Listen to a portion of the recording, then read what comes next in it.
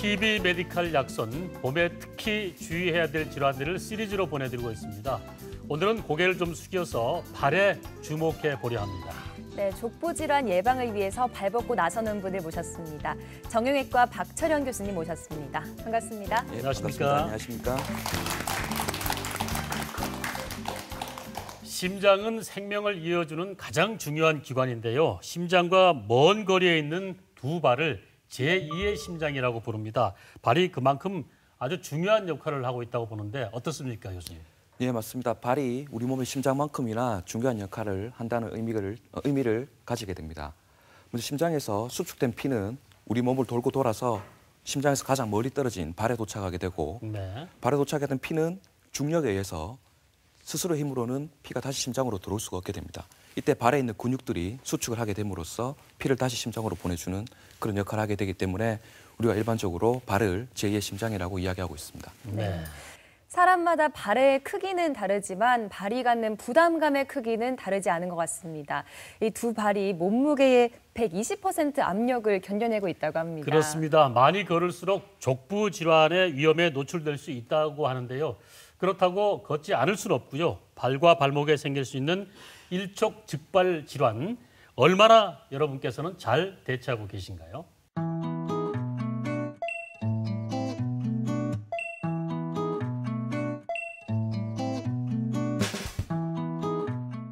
전문가의 선택, 족부 질환에 대한 오해와 진실 OX로 체크해 보겠습니다.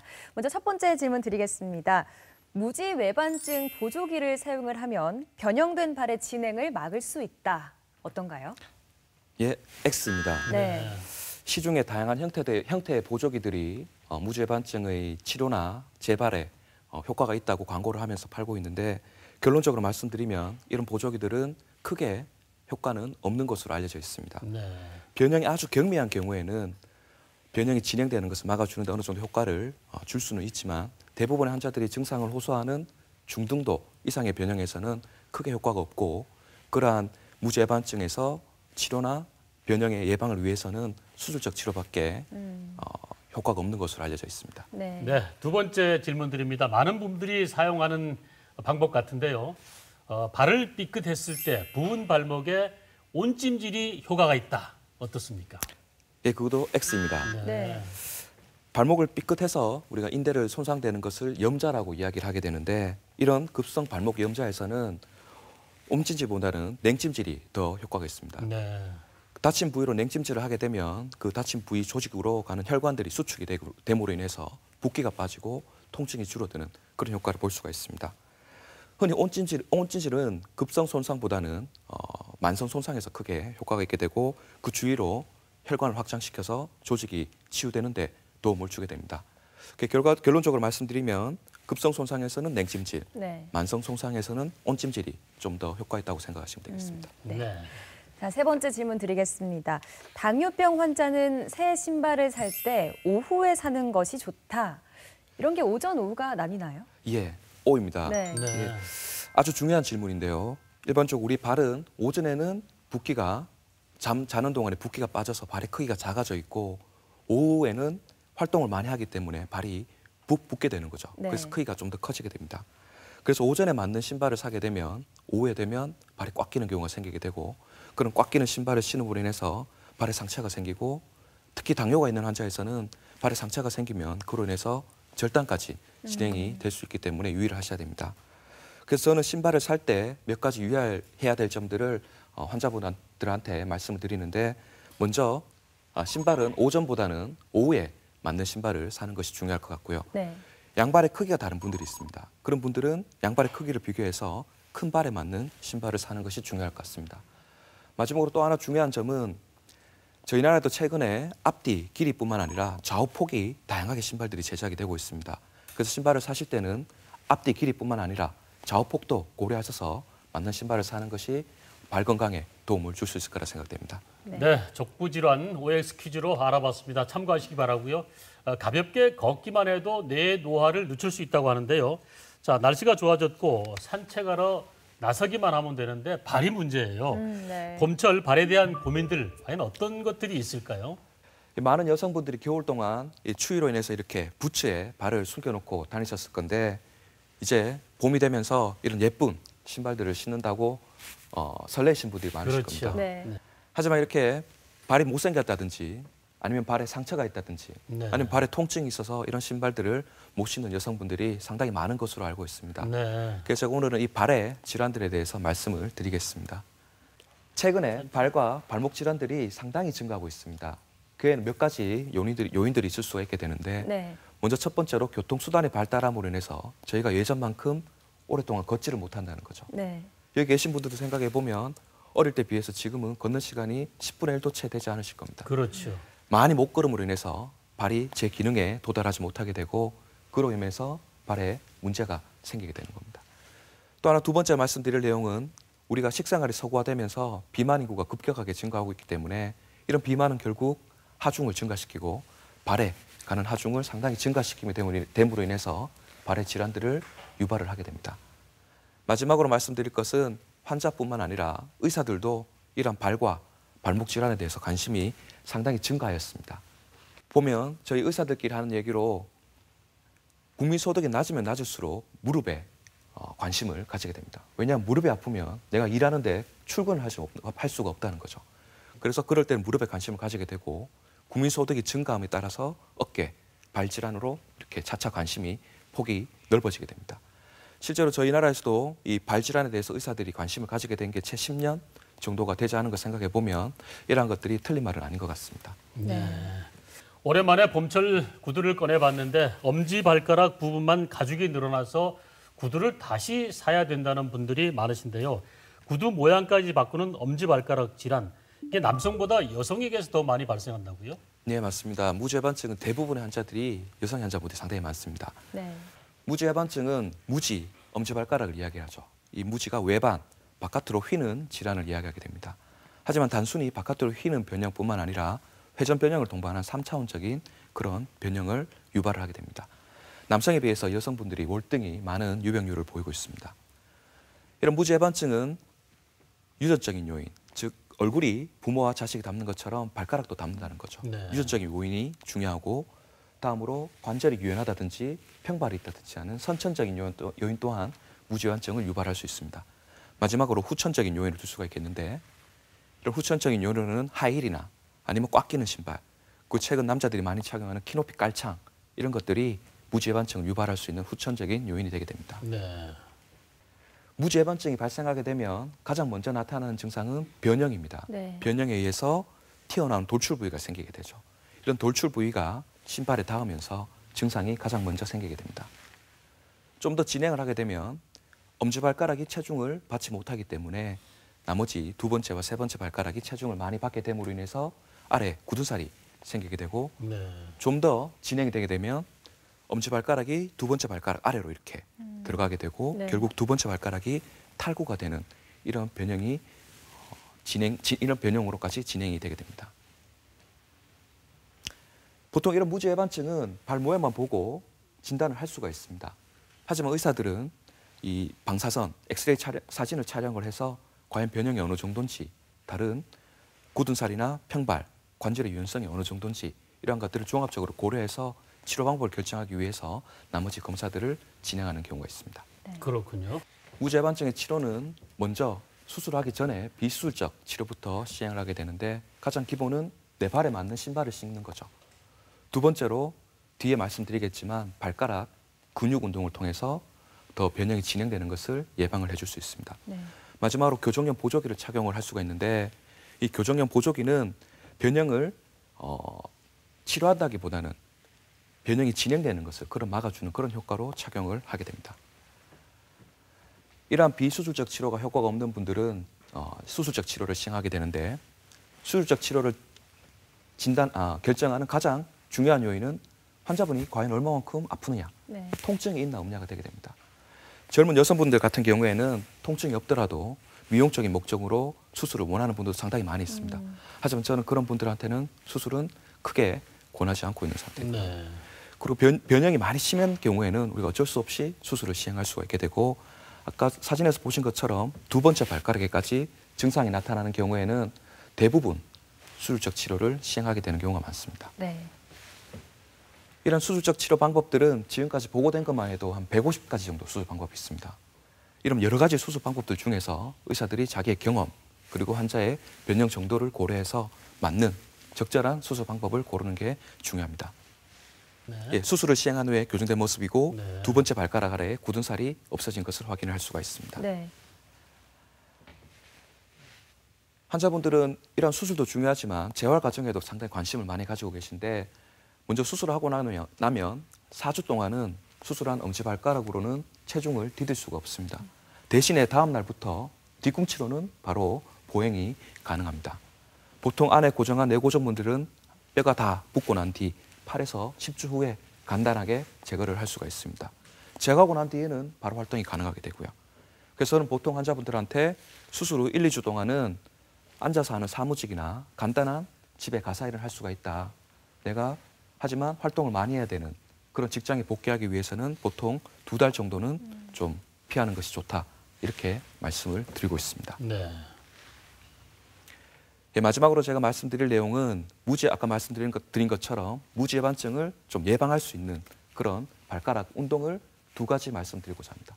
아주 간단하니까 여러분도 지금 신발을 벗고 한번 따라해 보시는 것도 좋을 것 같습니다. 네. 먼저 발가락을 벌리는 운동입니다. 이런 발가락을 벌리는 운동은 발가락 전체를 쫙 벌려서 버텨주는 거죠. 발가락을 벌려서 10초 동안 버텨주고 다시 풀어주고 이걸 하루에 10번씩 반복을 해주시면 됩니다. 네. 두 번째로 보실 운동은 발가락을 엇갈려 움직이는 운동입니다. 이런 발가락을 엇갈려 움직이는 운동은 발가락 벌리기 운동보다는 훨씬 더 간단하죠. 엄지발가락은 머리 쪽으로, 나머지 발가락은 바닥 쪽으로 펴서 10초 동안 마찬가지로 유지를 해주고 하루에 10번 반복을 해준다면은 이것이 무지예반증을 치료할 수는 없지만 네. 무지예반증을 막아주는 데는 분명한 효과를 줄 수 있을 거라 생각됩니다. 네. 네. 건강에도 좋을 것 같아요. 맞아요. 네.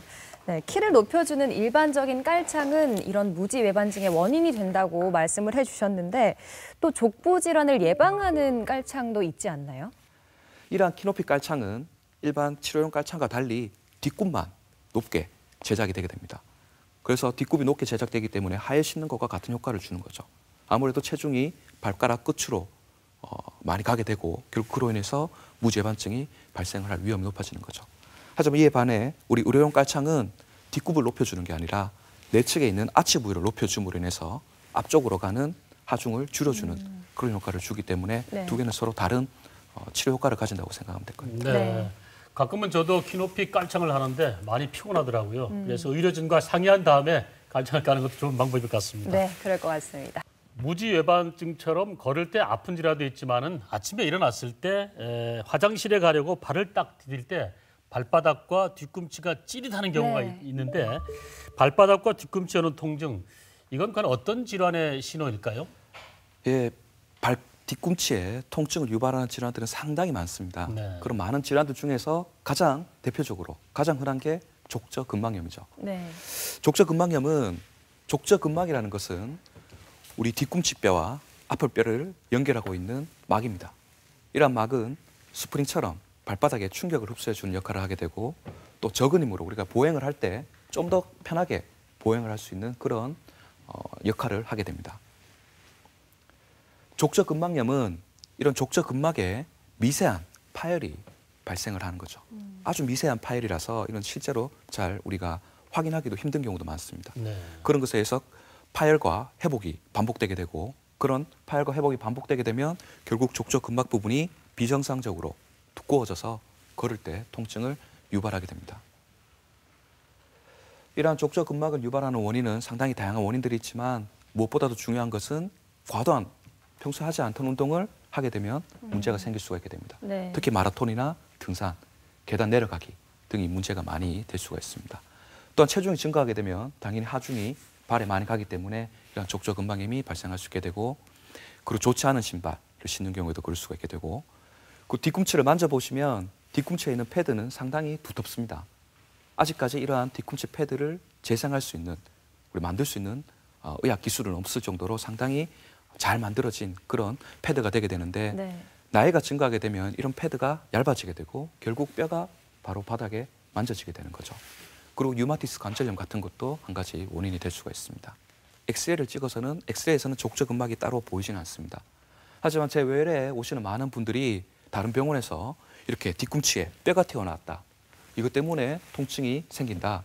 이걸 제거해달라. 이렇게 오시는 분들이 상당히 많습니다.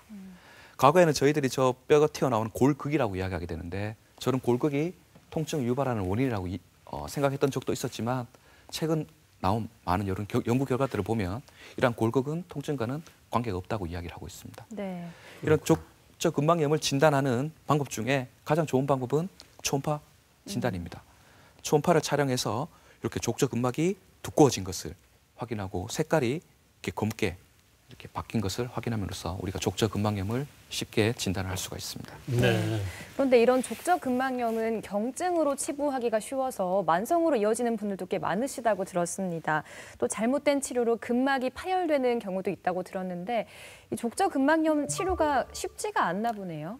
예, 맞습니다. 정말 흔하고 간단한 질환인데 의료진 입장에서는 쉽게 치료하기 힘든 질환이 바로 족저근막염입니다. 네. 족저근막염은 일단 꾸준한 치료가 필요한데 환자분들이 그 꾸준한 치료를 따라오기가 힘든 경우가 상당히 많죠. 네. 보통 한 3에서 6개월 정도 우리가 치료를 지속하게 되면 한 90% 이상에서는 증상이 좋아진다고 이야기를 합니다. 가장 먼저 시행해 볼 수 있는 치료는 급성기에 약물 치료를 그리고 물리 치료 등을 통해서 통증을 줄여주는 거죠. 그리고 주사 치료를 시행하실 수가 있는데 주사 치료는 이 족저근막 부위에 스테로이드나 다른 여러 가지 약제들을 직접 투여하는 겁니다. 이런 것들은 단기적으로 효과를 볼 수 있지만 장기적 효과는 좀 떨어지는 상황이고 또 하나 문제점은 이런 주사 치료를 잘못하는 경우에는 족저근막의 파열을 유발해서 더 큰 병으로까지 진행이 될 수 있기 때문에 네. 꼭 주사 치료는 이렇게 족부를 전문으로 하는 의사한테 시행을 받기를 권해드립니다. 네.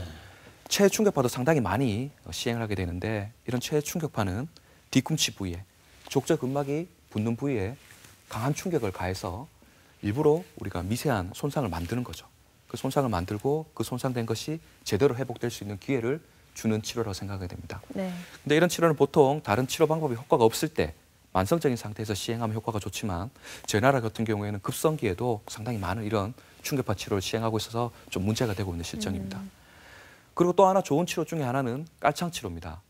내 발의 아치에 맞는 네. 깔창을 제작을 해서 이러한 깔창은 말랑말랑한 쿠션 효과보다는 내측 아치 부위에 체중 부하를 많이 줘서 뒤꿈치 앞으로 가는 체중 부하를 줄여주는 그런 효과를 볼 수가 있는 방법입니다. 네. 무엇보다도 족저근막의 치료에서 가장 중요한 것은 스트레칭입니다.